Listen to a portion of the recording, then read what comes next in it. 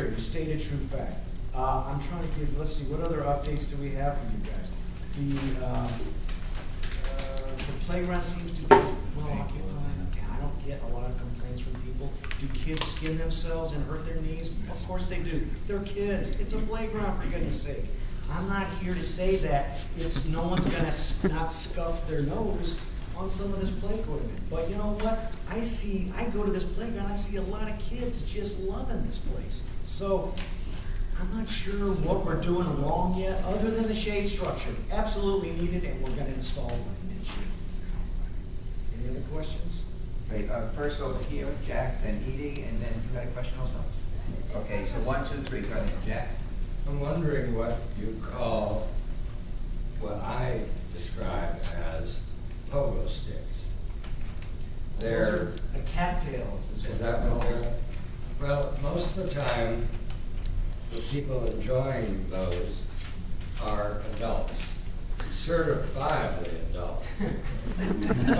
I've seen on the, it's interesting that playgrounds have kind of evolved like school children going to school have. When I was a kid, I walked to school, and that was it. My parents said goodbye, and I walked to school. Nowadays, parents walk with their kids to school.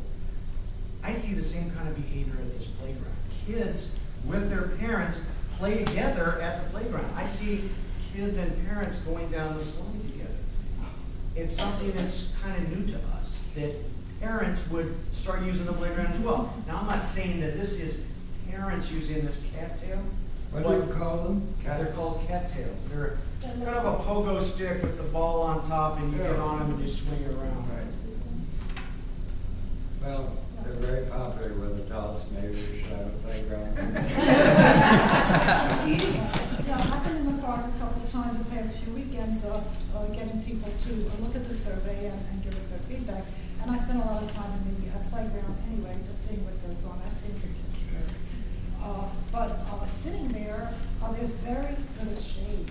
I know you put in trees that need time to develop, so that's one thing. But it seems to me you can put some umbrellas behind the benches so that when parents or kids want a little relief, there's someplace to go. Shade's always a good thing.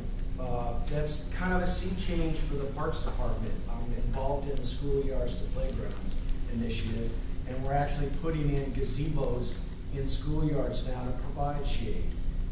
For many, many years, it was as soon as you put any kind of roof structure in a park, it was deemed kind of a homeless shelter that attracted undesirables for the shade. So we're rethinking our need for shade. Absolutely. We're hoping that these trees come online fairly quickly. Your umbrella's idea is a great idea.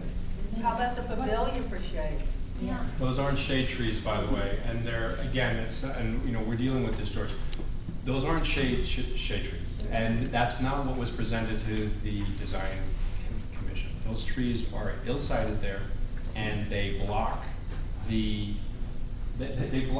sight lines of that beautiful building, and that's an issue as well from an aesthetic. Parents are also complaining that they can't see their kids, which is one of the problems in the first place.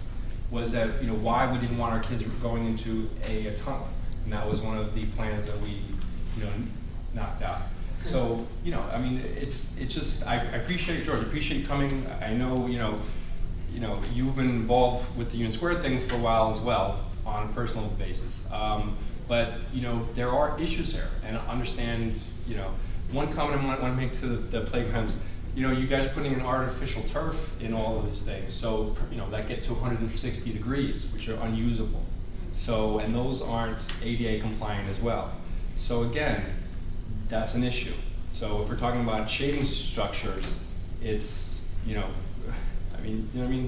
are much larger issues, and these are policies, which you don't have anything to do with, but people that I deal with, unfortunately too. So and you deal with them as well. I know you named mother of a 7-year-old and then Edie. Okay. I just want to make it myself clear, Okay, I think that the equipment is really innovative, it's progressive, it's kind of forward-looking, very, very excited, we've waited for a long time.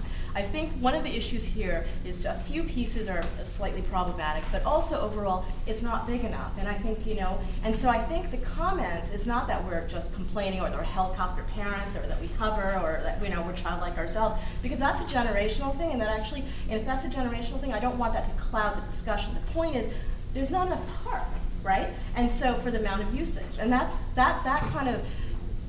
actually is the genesis for a lot of the issues, the age appropriateness, the ADA compliance and all that. And I think the equipment's great. And also, I love the Brooklyn Bridge Park. It's actually really great. I don't remember the dome there, but everything else about it, I think it's a beautifully designed park. We go there, so. Just like to remark that if it hadn't been for us going in there and for 2 years fighting the Parks Department in the bid, we would have had a 5,000 square foot park with the sand park, which would then make 8,000. Okay, that's where you get your 8,000.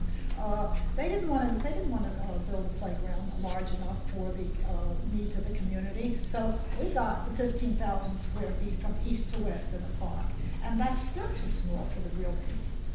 But the intention of the Parks Department in the bid is not for the community, it's not for the kids, and they're proving it by the way in which they go about these things. And George, again, a point of correction on that.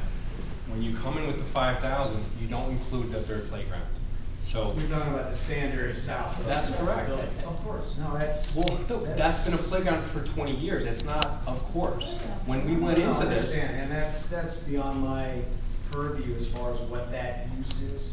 We're given it's a We're given playground. a dotted line that says design and build within this. I know, but George, it was a playground, and we corrected Bill Castro twice at community meetings, and he was corrected, and Von Volkenberg issued, based on our documentation, he issued exactly what we're saying. It was over 8,000 square feet. So they went from 8,000 square feet to the 15,000 square feet. The point is, it doesn't matter. If you if you triple, quadruple, it's still a little bit of space. We need open space. I know you wouldn't argue against that, but that's what we're talking about, and I couldn't agree with you more. I mean, it's a lot of these issues have to do with the fact that we have little space, and the fact that a bid wants their hands on this piece of real estate, and that's sad. Okay, I'm gonna take one more question and then we're gonna move on to yours. Did you have your hand up, Carol? Yeah, I wanted to ask the Parks Department representative about that third playground. I mean, I see it being used all the time, even though the other one is in use and there are swings there. So I wanted to know, well, you said it isn't within your jurisdiction. I can certainly address that question. But also I think there are swings there, and I wanted to bring up the question of the fact that there aren't enough swings in the big playground, and the fact that you see children online waiting for somebody to give up a swing, and you have to have an intervention of an adult to get another kid off the swing so that the waiting child can use it. So that I wanted to get a Parks Department reaction to that criticism. That's a design issue that we've been fighting. The reason you see the swings on the south end of area there is the reason you see the sand is that's acting as a safety surface. Yeah. If I put in a large play equipment, it like eats up land faster than anything you can imagine. I love swings. I think they're a fun element.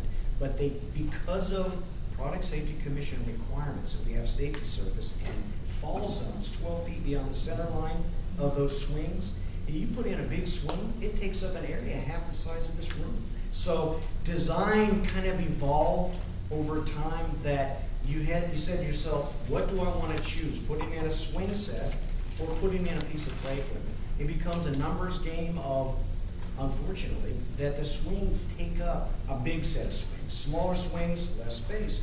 The big swings take up so much space that it's just really not an economical design. I'd love it if I could put in a big bank of swings and, but it's going to take up so much ground. So we choose sometimes, in this case, to put in play equipment rather than more swings.